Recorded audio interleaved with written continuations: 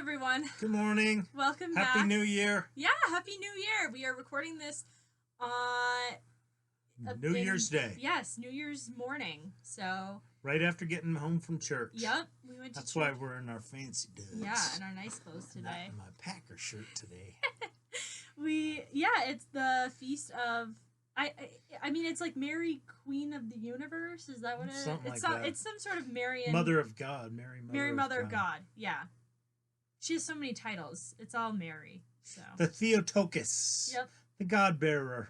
Yep, the Christ bearer. I made my Marian consecration today. I finished the 33 days to morning glory. Yeah, I did that a couple of years ago. Yeah, I would recommend it. It was pretty good. It's not super high commitment. Like it doesn't take that long to read the stuff every day. I've heard that like the Louis de Montfort consecration is more difficult in the sense that like you have a lot of like prayers that you have to say every day. I kind of want to try that one next year though. Now that I've done this one, I'll allow it. So we'll see. Actually, let's talk for a minute about. Do you have any New Year's resolutions? No. I have one. I'm gonna do the Bible in a year.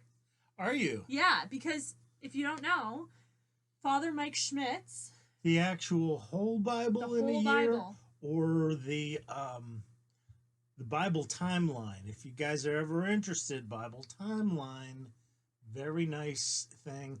It sets up the entire salvation history, cuts out a lot of the. I think it cuts out Leviticus almost entirely. Are you talking about like Jeff Cavins? Jeff Cavins' Bible timeline. That's what they're using. But it's the entire Bible. No. Yeah. Wow. Well, okay. So there's the. Who's using it? This is Father Mike Schmitz from Ascension Press. Yeah. He's doing the official 365-day reading plan for Bible in a year. They're using the Great Adventure Bible timeline from Jeff Cavins. The books that are like he calls them the 14 narrative books of the Bible. Right. Those ones are in bold, but you read the entire Bible. You can, or you can just read the. Well, sure, you can do whatever the juicy bits. See, like, look at you when you're reading Exodus, you also are reading Leviticus at the same time. You could. So anyway, what I'm doing is the official 365. She's gonna go the full Monty. Yeah, I'm doing the entire Bible in a year with Father Mike Schmitz. He's releasing a podcast every day. Good. With the Bible in a year. Oh, good. So that's when I actually started trying to do the entire Bible in a year. It was like I'm trying to think. It was maybe last October, sometime around then.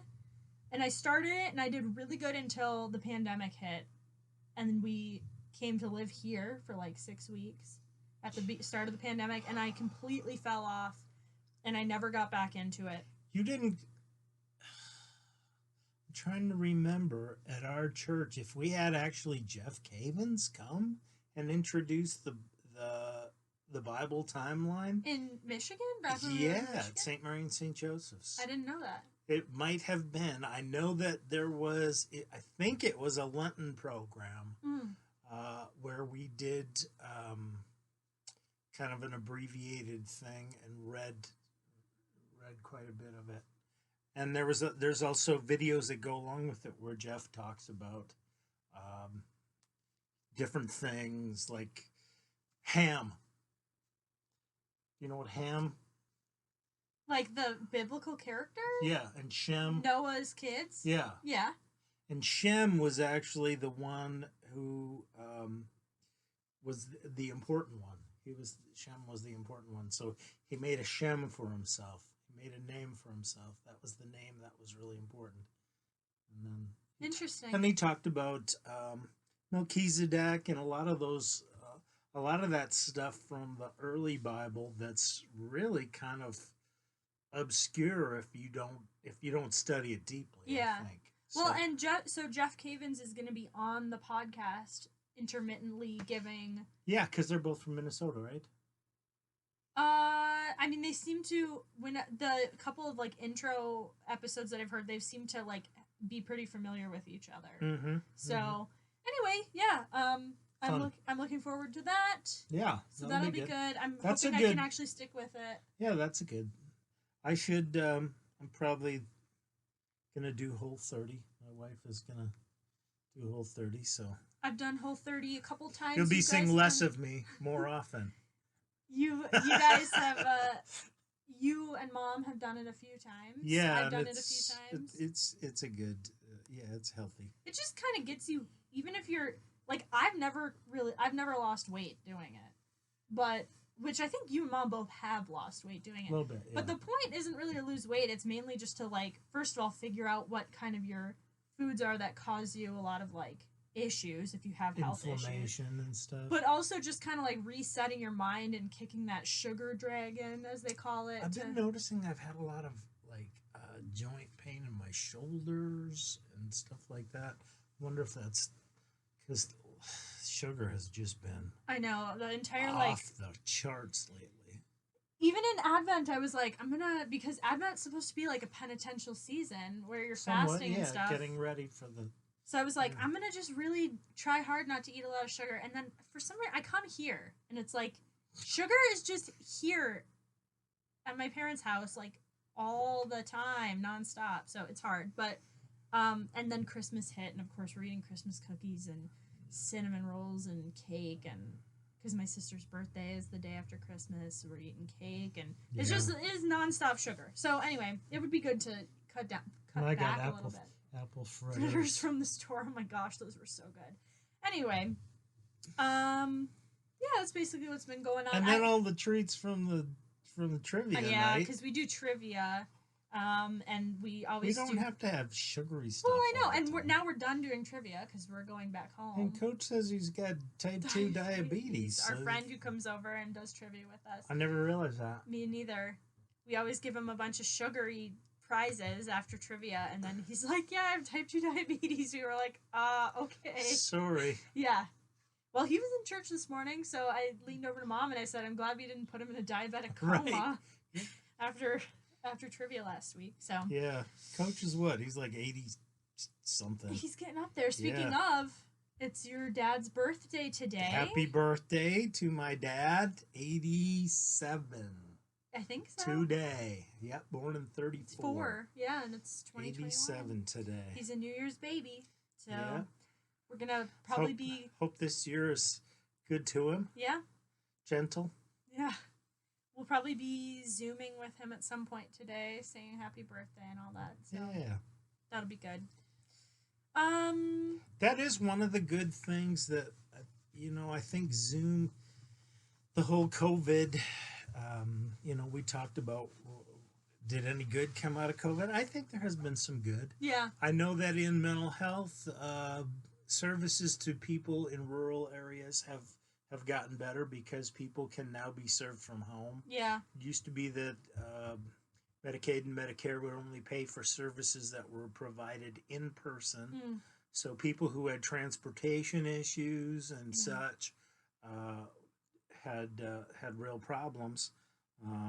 But now they're able to Zoom from home. I think Zoom technology has gotten a lot more accessible and widespread, and so I think there's ways to connect that are good.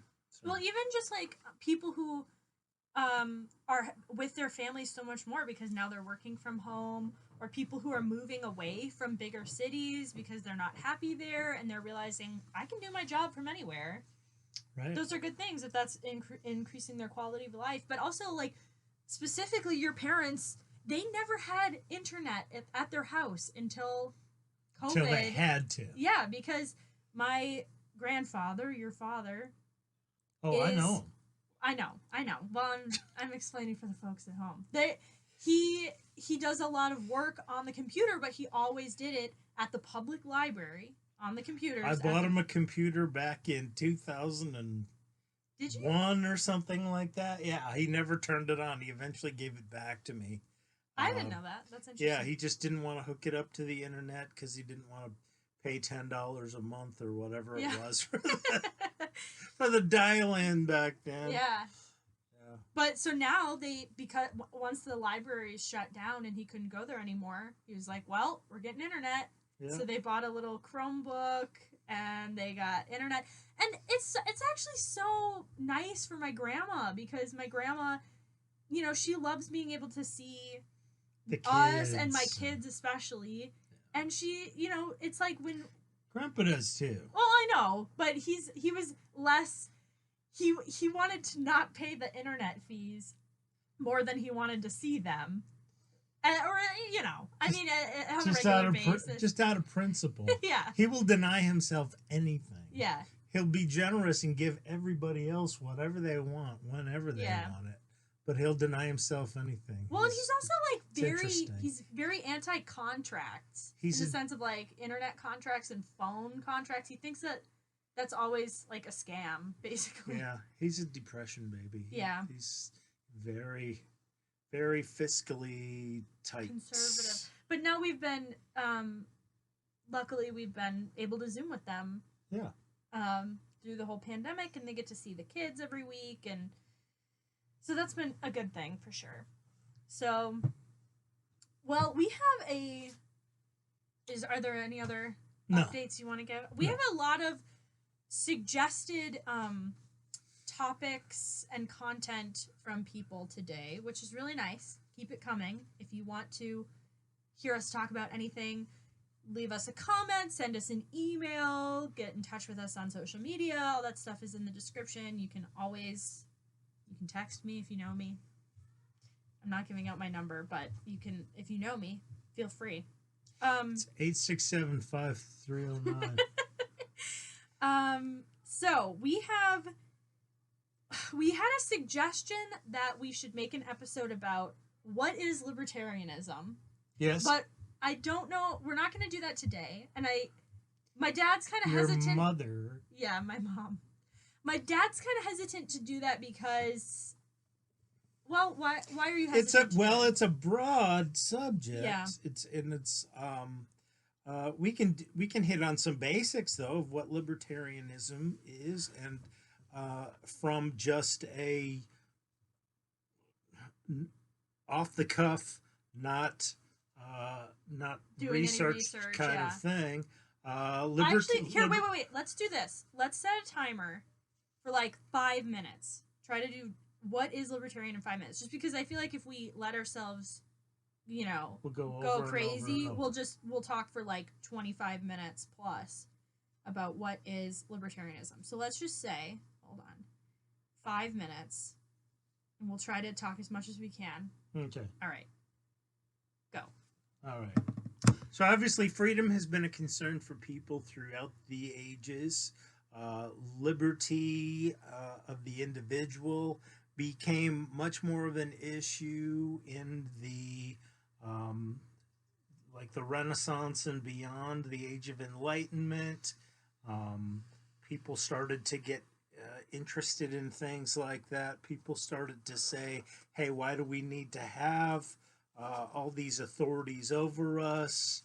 And with the advent of the Industrial Revolution and everything, people began to have more money, more free time, and began to be able to appreciate their liberty a little bit, and to be able to consider how to they had other options for how to live their life rather than just the grueling day by day of trying not to starve or trying not to get killed by marauding gangs and stuff like that. So the kinder, gentler world led to a sense that, hey, things could be even better. So originally there was no libertarianism. There was, the word for it was liberal. Yeah. And liberal has to do with freedom.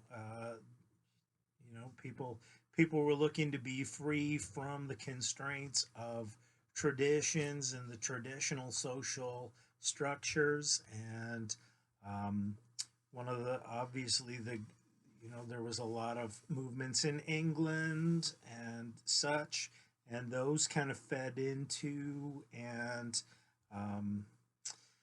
informed how the American Revolution came to be, and what the American Revolution, the government that evolved from that, um, was meant to make people free from tyranny, from kings and other rulers, and also just the tyranny of the masses. Um, the founding fathers of the United States were uh, real. They were sons of liberty. They were real high on liberty. They felt that that was the one of the most important things, and that limiting government in terms of its ability to interfere with people's lives was important, because every decision a government makes is one less degree of freedom that the individual gets to make. So everything that the government does should have to be justified, because it's always an infringement on individual liberty and on a person's right to be able to choose for themselves. I think a good way to put it is, which I think it's maybe Ben Shapiro who said this before, it's like every single law you pass, no matter what the law is, it has to be something that you're willing to kill somebody over. Right. Because if you stop somebody for breaking that law and they resist arrest, I mean, that the police are, their job is to make you comply or kill you, basically. Right. So every law, even the little things like, environmental protection laws and like every little tax, it has to be something that you are willing to take somebody's life for that law, to make them comply with that law. And that's something that we don't think about enough. And clearly our legislators don't think about it. Yeah, well, that's what I mean. But anyway, so libertarianism started. It really kind of flourished in the during the ages of the revolutions, the French Revolution, the American Revolution, things like that.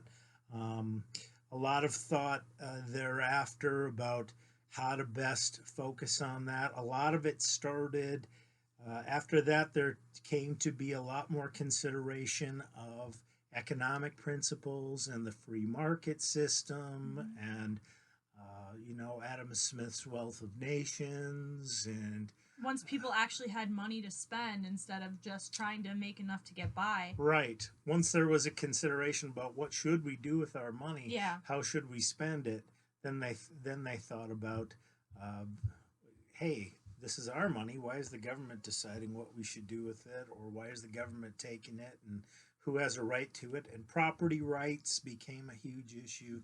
Property rights are really the basis of a lot of this. Is whose life is it? Whose property is it? Life, liberty, and the pursuit of happiness. All right, that was 5 minutes. All right, so that's 5 minutes, and that's basic libertarianism. And there's been different degrees of libertarianism. There's soft libertarianism, or classic liberalism, which is just basically recognizing that the government has there's a valid use of government. That some degree of governmental action in the markets and in people's lives is probably necessary. There's harder libertarianism, which includes anarchism, and which basically says there's no real basis for the government. And then there's people who are strictly free market, strictly non-aggression, and so there's a bunch of different varieties. That people come at it from different directions, but it always has to do about freedom, liberty. So I'm going to set myself 5 minutes, because I have just a few. I didn't do any research, but I did take a few notes yesterday as I was thinking about what libertarian is, especially because the question my mom specifically posed is like, what makes a libertarian different from a Republican? What makes a libertarian different from a Democrat? That kind of stuff. So I thought I would just touch on some of the more like, nitty gritty kind of stuff, I guess. Yeah. Compare and contrast. When I think about libertarianism, I think about the fundamental question for me is like, what legitimate role does the government play? For me, the answer to that question and once again, this there is some variation in this within libertarian thought. But for me, it's that the just as there's variation in it, but in anything, in among Democrats, Yeah. among in inter-party, people of good conscience of any different kind of Yes. stripe are going to have some disagreements about when you're this not stuff. consumed by ideology, there's going to be like freedom of thoughts of differences in thoughts. Anyway, Yeah. so there's maybe I'll even link to it below, but there's a helpful kind of visual quadrant of like we always in America we talk a lot about the differences between the right and the left. We're always talking, and if you watch the news media, everything is about the right versus the left.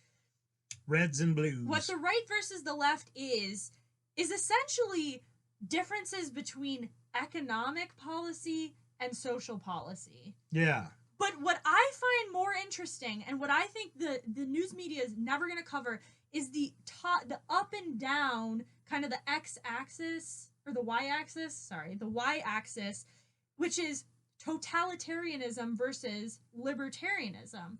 Right. How much is the government able to control you versus how much is the government have to be constrained and let people make freedom of choice? So no matter where you fall on that x-axis, it matters more about, do you think the government has a right to tell you what to do or not? Mm-hmm. So that's kind of the Are you a servant of the government, or is the government a servant of you? Yeah. One of the best ways that I've heard libertarian described was by Austin Peterson. I talk about him a lot, but he talks about how I think you got a crush on Austin. He just got engaged, by the way, to be married on Christmas Day. Who cares? I don't have a crush on him, but I really respect him a lot. And he talks about how what libertarianism is meaning you're fiscally conservative, meaning that the government should not be spending a lot of money, taxing people, messing with the markets, and socially doing a lot of tariffs, doing a lot of taxation. Government shouldn't be involved in the market hardly at all. Yeah, they ought to just let the market go. So fiscally conservative, socially, anything you want. You can have any position on social issues as long as you don't impose your views on somebody else. That's what being a libertarian means. Fiscally conservative, socially anything. So I guess that's so as far as like the differences between Democrats, Republicans, and libertarianism, Democrats would be socially liberal, fiscally liberal, meaning they are more so like anything goes as far as they want to legalize gay marriage. They're a little bit more interested in legalizing marijuana, drugs, that kind of stuff, abortion, and all the different lifestyle choices. Go for it. But they also want to have a lot of these social welfare programs, like funded by the government. They want welfare, big government. Yes. Republicans are more economically, fiscally conservative in that they typically want to lower taxes on people. They typically want to have less regulation in business, or at least that's kind of ideologically what they claim. And then socially, they're more conservative in the sense that they want morally restrictive. Yes. They would be ones who would be prohibiting drugs, prohibiting prostitution, prohibiting a lot of the things that make life worth living. Yeah. Well, and I mean, that's a joke. Make some people feel like that's their life worth living. They want to tell people what they can and can't do. Is that time up? Yes. Oh, okay. So, and then finally, libertarians are people who are going to be even more fiscally conservative than both of those people. Typically, they're going to not want taxes at all. Bare bones, stripped to the bolts. They view that taxation is theft. Taxation is theft as long as you are not receiving back in services from the government an equal amount of what you're paying into it. typically. And even still, We can talk more about like taxation and all that it doesn't stuff, but matter yes. if somebody steals something from you, they go buy something and they give it to you. Yes, it's still that's theft. still it's still theft because it reduces your choice of spending your money the way that you see fit. Yes. So they are going to be extremely fiscally conservative in terms of comparison to Republicans and Democrats, and socially all over the map. There's libertarians who are pro-choice. There's libertarians who are pro-life. There's libertarians who personally are anti-drug. I've never done it. The only drugs I've done in my life are alcohol, and I smoked one cigarette one time.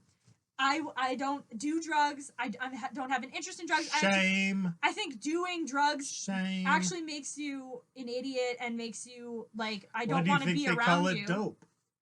But makes you dopey. And there's libertarians who are obviously do a lot of drugs and want to live that way, and that's fine. As long as you're not telling other people what to do, you can have any views on social issues.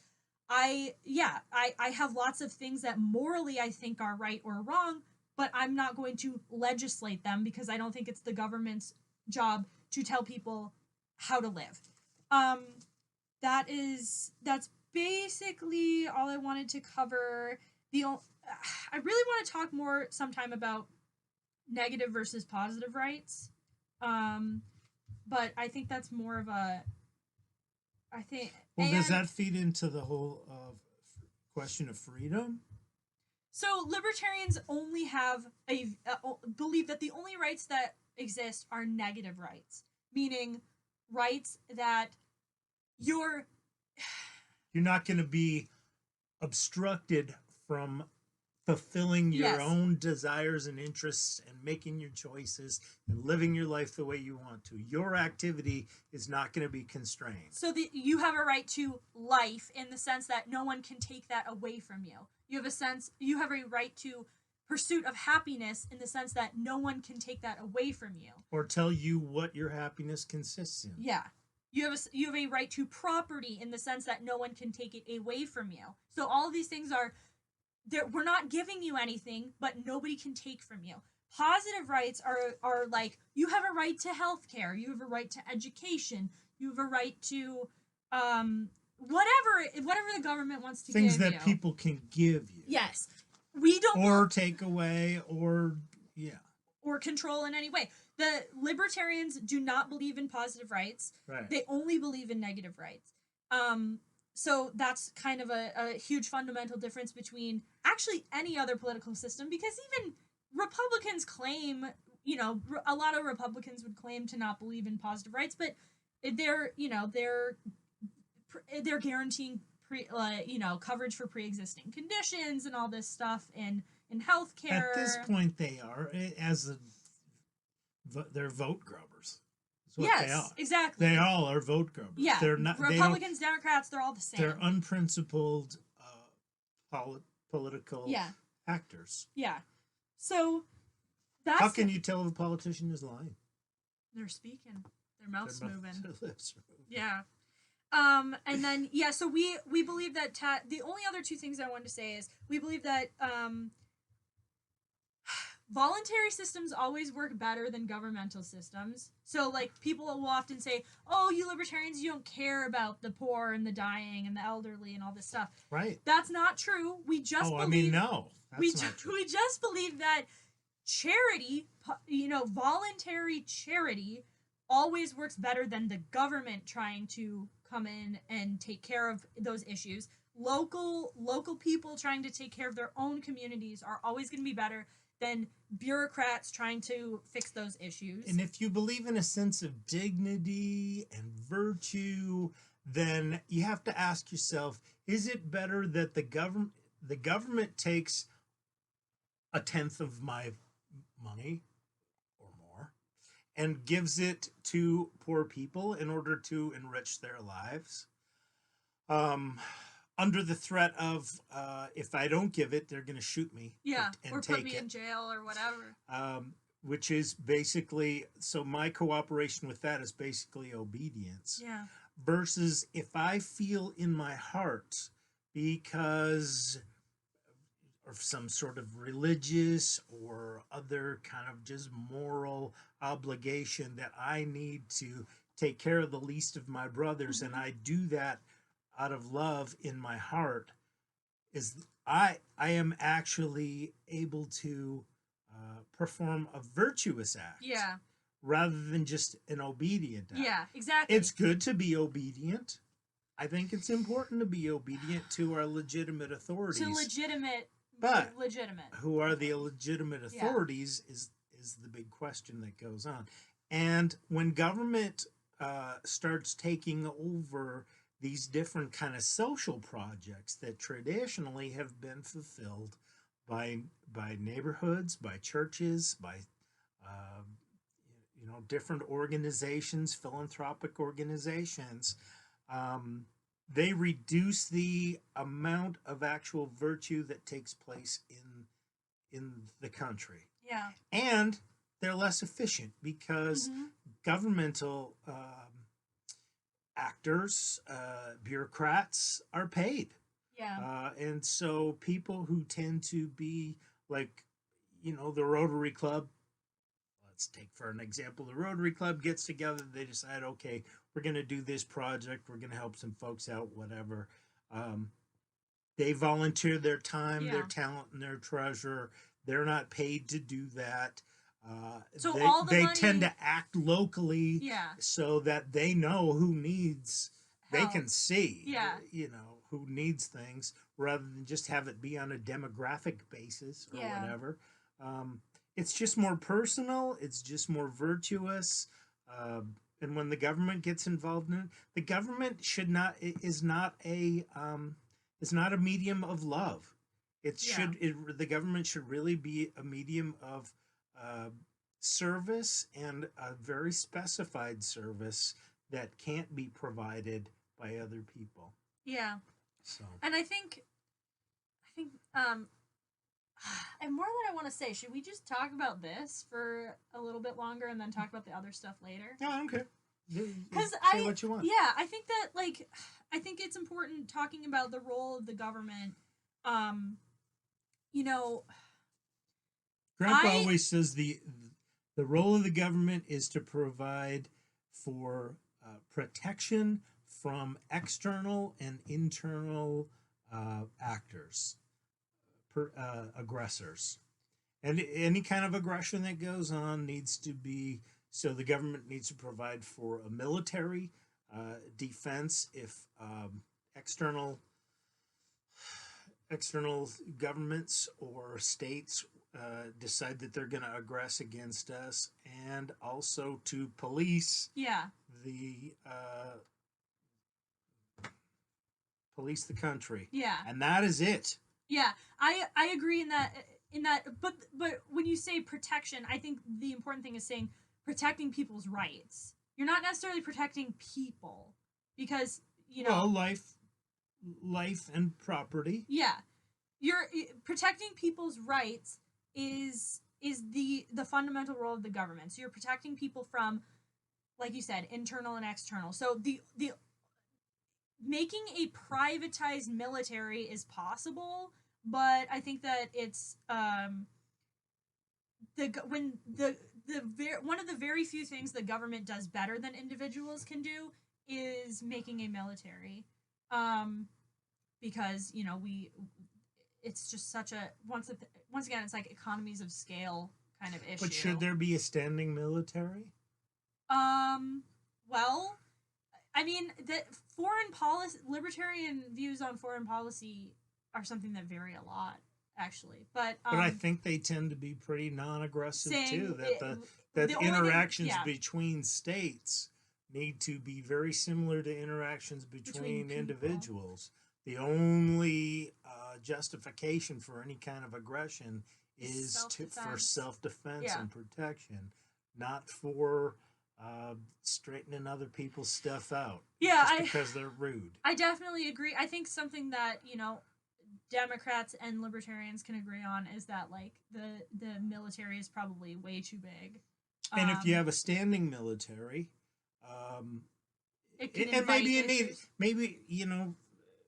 maybe modern warfare requires that we have certain skilled people Yeah. who are able to, fight with a high degree of sophistication.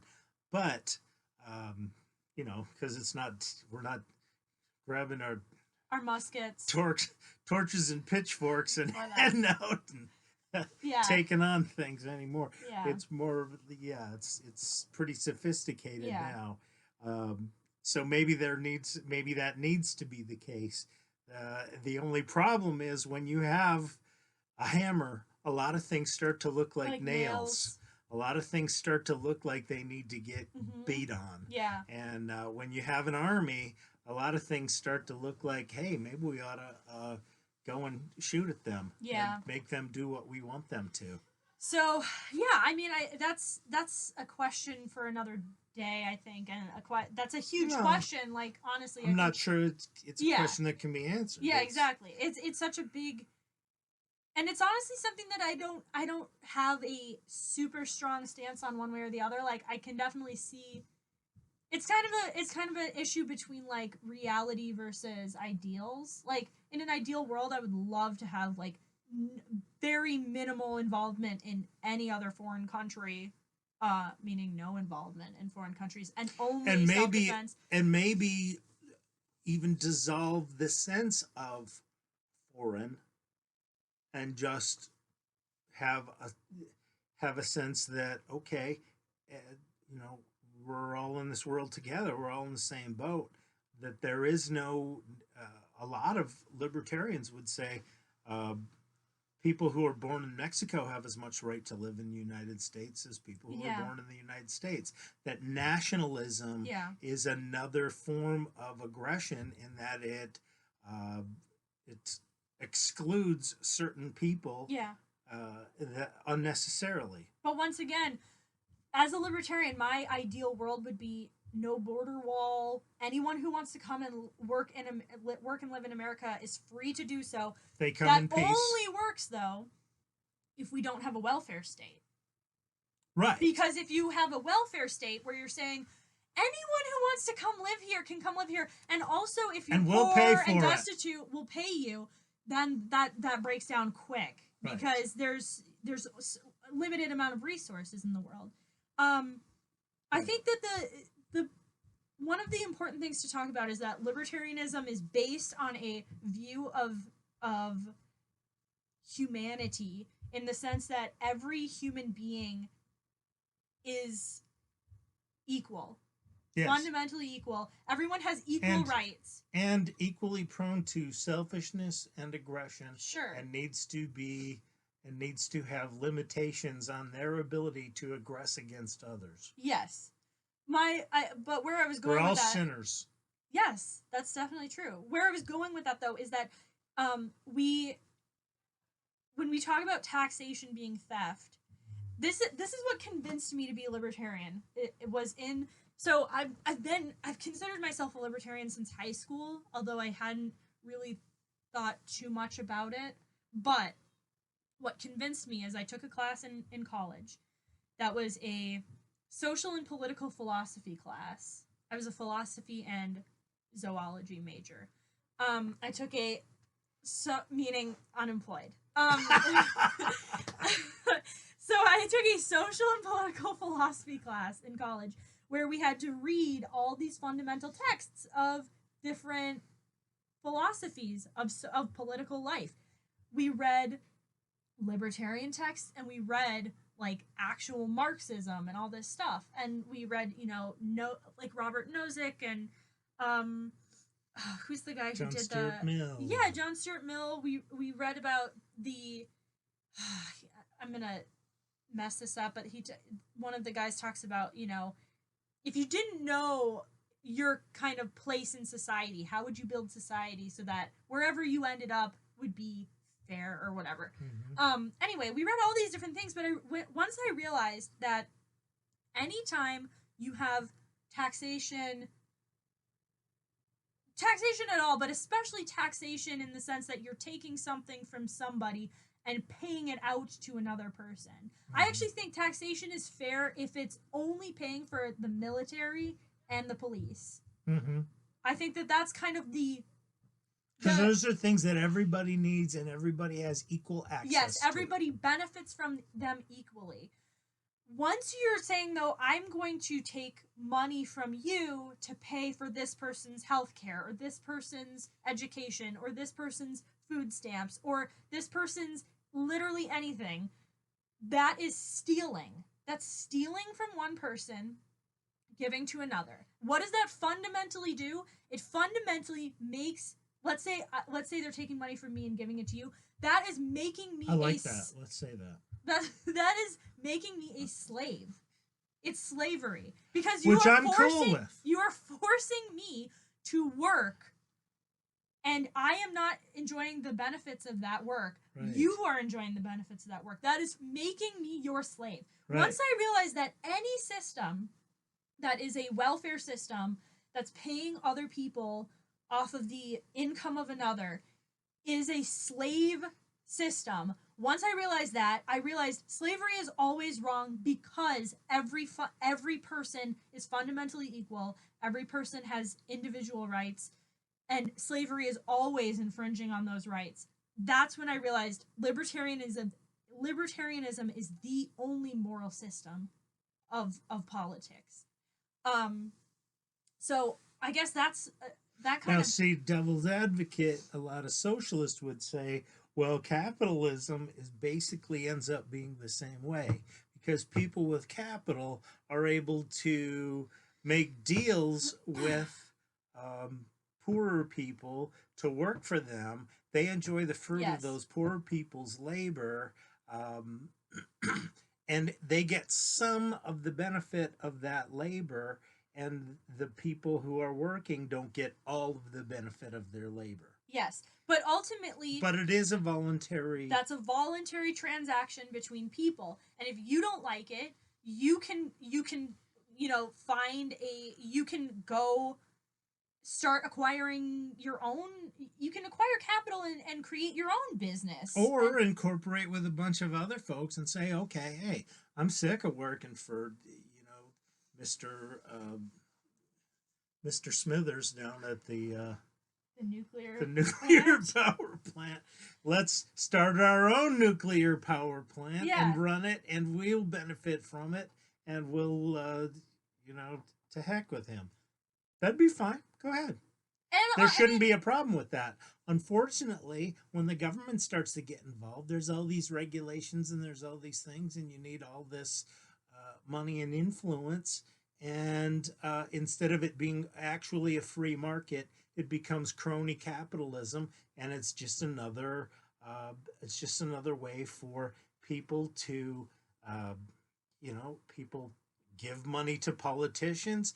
Politicians give favors to those people, and yet they end up buying privilege, and it's and that's not fair. Yeah. So yeah. Because once again, we talked about this before, one of the problems of libertarianism is that people are greedy, and people. That's not a problem. That's what libertarianism is based on. I know, it's based on a sense that human nature is going to tend to want to take from others. It's the history of the world. Yeah. Somebody has something and you want it, you covet your neighbor's stuff. I know.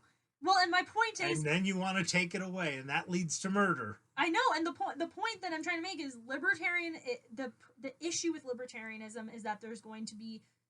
There's a couple of issues with libertarianism, but one of them being, if you are somebody who, we have a relative who is severely mentally disabled, she's never going to be able to work, she's never going to...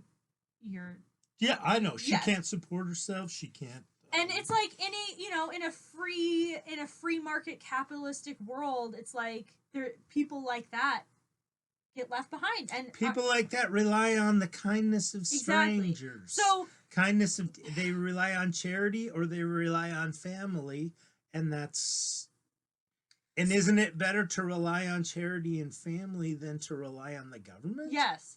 And the problem with socialism is who's going to give her more love?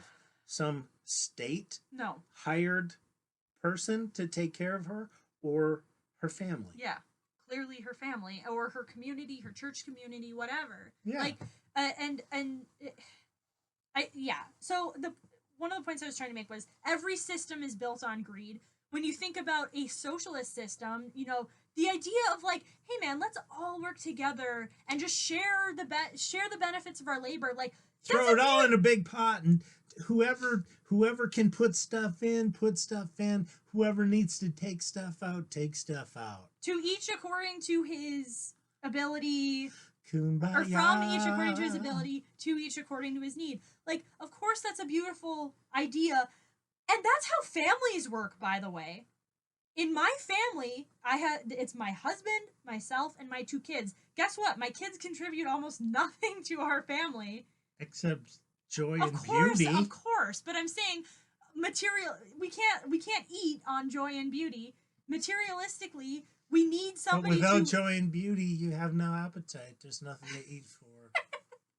Okay. But my point is, families are set up basically as socialistic systems in the sense that good families, at least, you know, where everybody's contributing and everybody takes what they need, and sometimes there's one person who needs a lot more attention. They're actually set up as monarchies. Yes. Yeah. But yes, so authoritarian systems. Yes, but oh my gosh, where was I going with this?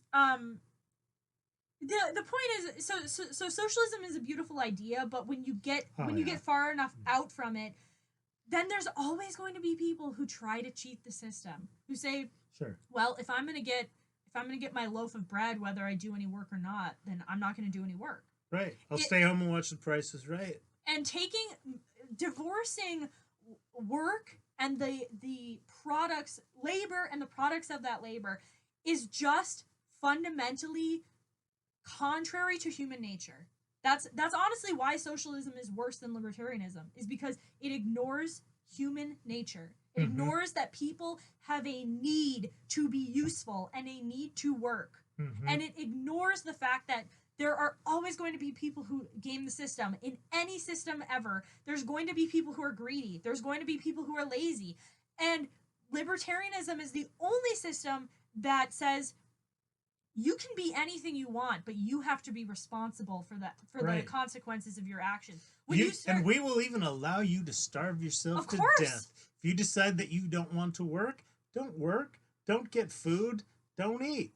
That's fine. Yeah. If that's what you want to do, if that's your bliss, follow your bliss. But don't ask for me to subsidize it and make me your slave. Right. That's what we're asking. Don't make me your slave. Right. Because I will you can do whatever you want as long as you're not telling me what to do, and as long as you're not asking me to pay for it. Right. Because once again, when we're talking about families, my husband and I we have some very strong views on charity and what is good for people and what's not good for people. My husband comes from a family that was extremely dysfunctional, and when he was younger, tried to help several of his family members by giving them money and helping them out. And guess what? Some people, when they're given money, do really stupid things with it. They're dysfunctional enough that they will actually use that money against their own best interests. They're going to destroy their well-being. Some people, when they, especially like lottery winners, some people win the lottery and they're dead. It ruins their life. They're dead because those are the kind of people who don't need a lot, getting a huge amount of money for putting in no effort toward it is exactly opposite to helpful for them. That's it. I was thinking the same thing the other day. I forget where I was, but I was thinking, if you really want to help people, throwing money at people does not help them. Yeah. Allowing them to have a meaningful existence is what helps things. And that's really what we can do to help people recover from all the different things. I think throwing money at things that is the only thing that the government is good at, is throwing money at things. That's what Andrew Yang says. He says Andrew Yang, the guy who is runs on like universal Who basic says income. let's throw money He at says people? the government is really good at writing checks to people. Right. Like, and you know, he's advocating for that. But like we're saying that's the same thing and that's not a good thing. Right. Yeah. Right. And you know the whole, which, you know, when you start boiling all this down and you start getting down to brass tacks, what is money anymore? Money really has no meaning any longer. With the Fed. There's a so far people have been willing to accept dollars as a meaningful currency, but really it doesn't mean anything anymore. And that's actually it's not tied to any real value. That's actually one of the greatest arguments for socialism is libertarianism. The argument is like, well, if we could just print money and you know, if money has meaning, then there is a limited number of resources in the world. And there should be a limited amount of money that is based on those resources. Yeah. So we can't just... Kind of like Bitcoin. Yeah. Bitcoin, the only way it's generated is by doing the work of developing these blockchains and et cetera, you know. And so there's limited Bitcoin. Yeah. It's...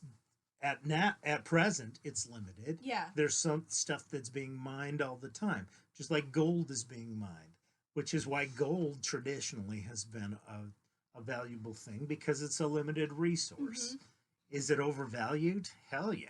What's the real value of gold? What are you going to do with gold? You can't eat it. That's the whole story of King Midas, right? You know, he had everything he had was gold, and it did him no good. Yeah. So, but you know, I don't know that we need to get into money.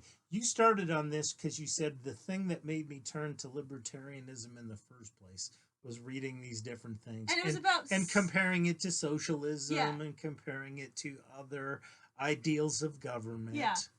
What made you libertarian? Getting older and wiser, I think. I don't know. And just feeling like, you know, liberty's really important. It's really important to be able to do what you want. And it sucks when people are not free to do what they can with what they have. Yeah. You know, I don't think that you ought to give people everything that they ever want. That's not how we do things in the family. That's not how we should do things in the world either. But I think that people need to be allowed to do their own thing. And, you know, let's get to Catholicism for a second, since we're almost at an hour, so we gotta finish. God made us free. He said, you know, he gave us free will. He gave us the ability to know, love, and choose. Yeah. And this is actually one of the things we were requested to talk about is what is freedom. And I think that this, you know, people think freedom is being able to do whatever they want. But we were talking yesterday about how true freedom is being able to choose the good, right? Yes.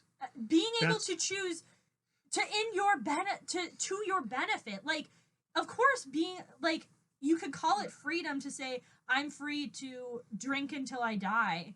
Is that true freedom? Like, I mean, not from the Catholic perspective. Are you able to say no to drinking? Yeah. If you're not able to say no to drinking, then are you really free, or are you a servant to drink? Mm-hmm.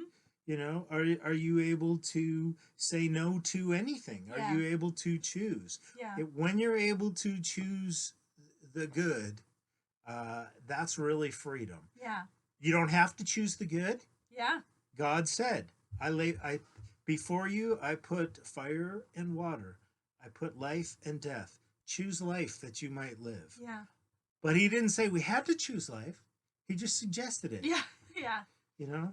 He's not holding a gun obviously, to our head. People choose fire all the time. Yeah.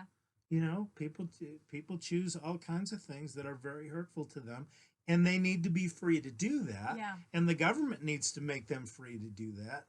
Unfortunately, the nanny state, the welfare state, tends to tell people, hey, you're not allowed to do that because that's not good for you. Because I know better than you what's good for you. Right. And drinking a big gulp, oh my gosh, why would you ever possibly need 64 ounces of Mountain Dew? I don't need it. I want it. Yeah. I live in America and I'm free. If I want to drink 64 ounces of Mountain Dew, then it's none of your dang business. Yeah. Unless, of course, you're providing my health care. Exactly. You start providing my health care, then you start to get to call the tune about my lifestyle that affects the costs of the health care, etc., etc. And that is how the government gets its fingers into every little thing that we do. Yeah. You know, heated now, you can't buy this, you can't sell that, you can't use this, you can't use that, you can't do this, you have to wear seatbelts, you have to wear helmets. You have to do this because if we're going to pay for your health care, if we're going to pay for the catastrophic effects of your lifestyle choices, then we get to decide how we can limit those lifestyle choices. Yeah. Boom, there goes your freedom. As soon as you're dependent on somebody else, the fiddler, you know, whoever pays the fiddler calls the tune. Yep. And if the government is the one who's paying the fiddler, they're going to call the tune. They're going to tell you what songs you can sing and how loud you can sing them, and that's it. Yeah. And if you don't like it, then you need to tell the government, hey, you know what? I'm going to decide my own. Yeah. But at this point, that's a really difficult thing because the government has become such a juggernaut that I don't know how to even slow it down. Actually, it's just going to continue to plow right through everything. Austin Peterson just tweeted yesterday. I think this would actually be a good topic for a show. He tweeted a poll on Twitter that said, what's the fastest way to... I can't remember if he said the fastest way to... like fiscal conservatism or something. The government. He said either electing libertarians or like total revolution, just like overthrowing everything. And you know, it's like, and I'm starting to despair about the idea of electing libertarians, which then you start talking about revolution, and then everybody freaks out. It's like secession. Oh, yeah. Like, I think you're maybe there needs to be secession. Maybe there needs to be some dissolution of the federal government, and a lot more states' rights, and a lot more maybe even county rights. Yeah. I mean, the counties in this country are as big as a lot of the nations in Europe. Exactly. You know, maybe we need to have, maybe we need to dissolve the states and have a much weaker federal and a much stronger county presence. I mean, unfortunately, what that means is the poor counties are going to not suffer. have much. Yeah. It's interesting that, like, you know, we're talking, and I think we'll wrap it up now, but we're talking about revolution and how a lot of people view that as a scary thing, and it is in some ways. But if you like, it's a necessary thing. When in the course of human events, it becomes necessary for people to stand up and say enough is enough. Yeah. Then it needs to happen. I was gonna say I've been reading a lot of books. We live in the DC area. We go to Mount Vernon and we go to all these places. We've been reading a lot of books to my 4-year-old about the American Revolution. These rebels. And it's like, these outlaws. What caused the American Revolution? They were incensed because they had taxation without representation. They were being forced to pay Stamp Act and the Tea Act and all this stuff. They were incensed because they were like, we have to pay you money and we don't even get to like make our rules. You're telling us to pay you this money and we're not getting any our representation in making these laws. To hell with you. We're throwing you over. We're grabbing our muskets and we are going to win. And we're going to make our own country with our own rules. And now but the only way that worked was because at that point the government was thousands of miles away across the ocean, and so we could basically set up a revolution. Nowadays, and is there a federal presence everywhere? Are they listening to me right now? Probably. You know, is Homeland Security saying, "Oh, there goes that guy again. Holy crap." And put him on the security list. They're all fighting with the same weapons too, by the way, which we're definitely going to talk about gun control at some point. when the government has nukes and tanks and you have a, you know, what are you even allowed to have? A handgun? Of course the government's gonna win, and they want it to be that way. By the way, they want to take away the ARs Yes. and the high volume magazines. ARs and high volume magazines. You try to go against a tank with that, you can kiss your sweet bippy. All right, let's end it there. Thank you for listening to that. We did not intend to talk about this the whole time, but I actually think we did a pretty good job of I think covering. we talked about the different things. Freedom.